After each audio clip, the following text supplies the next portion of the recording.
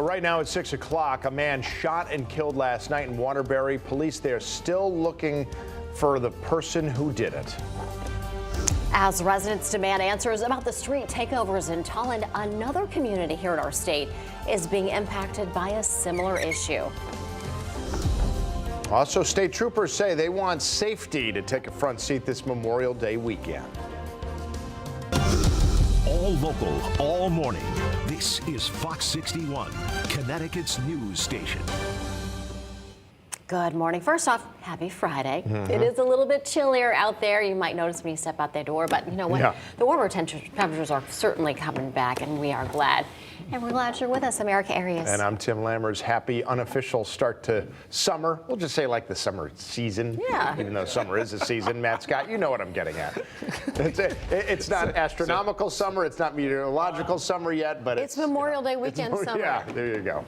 Carry the two. Yeah, we got it. Yeah, it all works out. We know what you're talking about. Good morning, Tim and Erica. Good morning to you at home. Little fog out there. It's burnt off, but man, it was kind of cool, especially in the valley regions. A lot of clear skies now, and the temperatures are rebounding nicely. The holiday, wall to wall, perfect.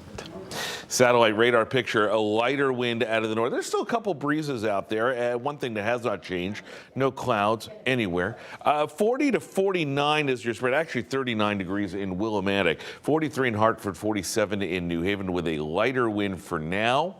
And the temperatures, now we're getting somewhere.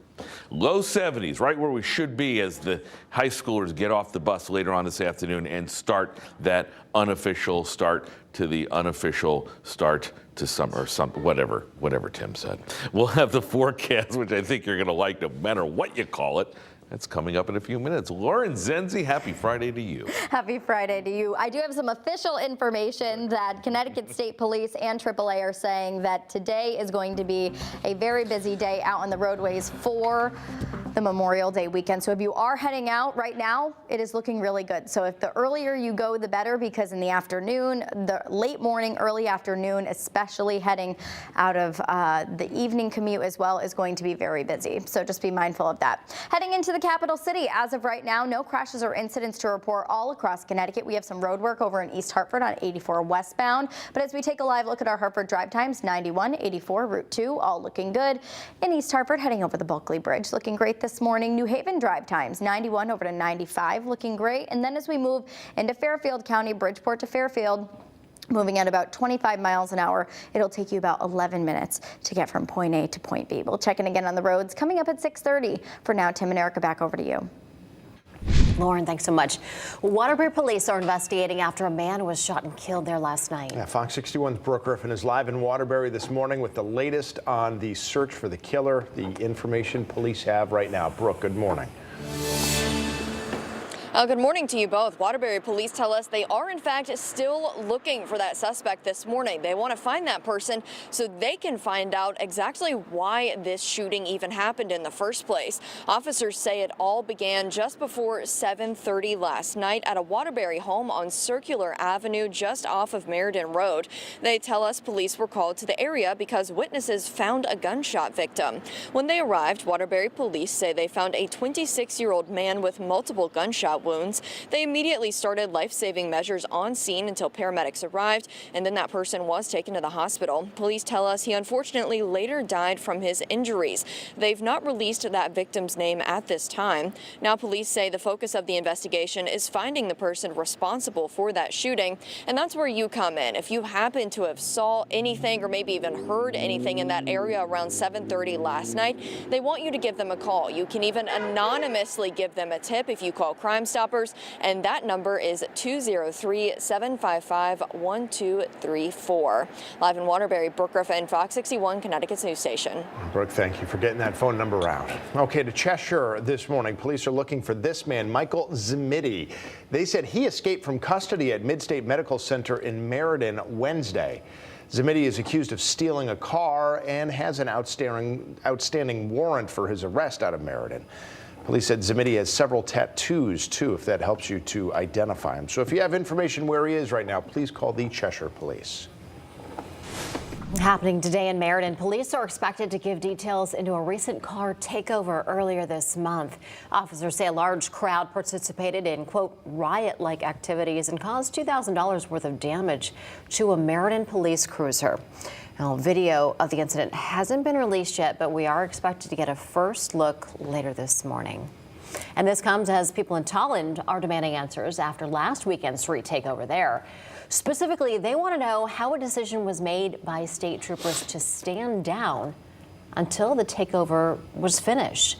Tolland's town manager says a public forum is going to be held on June 8th where residents can bring up their concerns to troopers.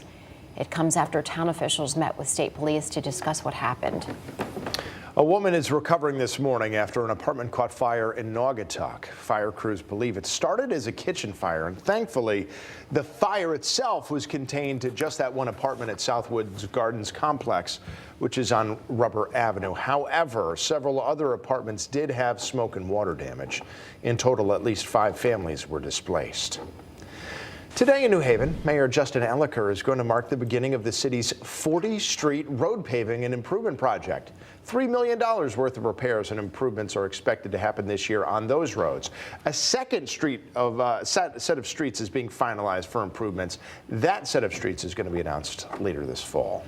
And speaking of roads, today is expected to be the busiest travel day on the roads for Memorial Day weekend. AAA said the best times to travel will be before noon today or after 6 p.m. They estimate around 42 million Americans are going to drive at least 50 miles from home, and that includes 400,000 people in Connecticut. And state troopers will have extra patrols. They are asking you to please stay off the road if you're too intoxicated to drive. My friends, my family, we all have family that travel on these roads. I don't want to see anyone get hurt. I've gone to many families' houses and had to give them the notice that their loved one is no longer coming home as a result of a DUI accident. And that's one of the most challenging parts of this job, is having to give a family member that news. I don't want to have to do another one of those. Last Memorial Day weekend, troopers made 37 DUI arrests and issued 615 speeding tickets. They also responded to 359 crashes that killed a total of 10 people. Happening today, the UConn men's basketball team are heading to the White House. Yeah, they're set to leave at 10 a.m. from Bradley Airport, and they'll be at the White House well before the celebrations are planned to start. There's their travel route. President Biden is set to meet with the team at 5 p.m. today. The UConn men haven't been to the White House since their last championship win in 2014.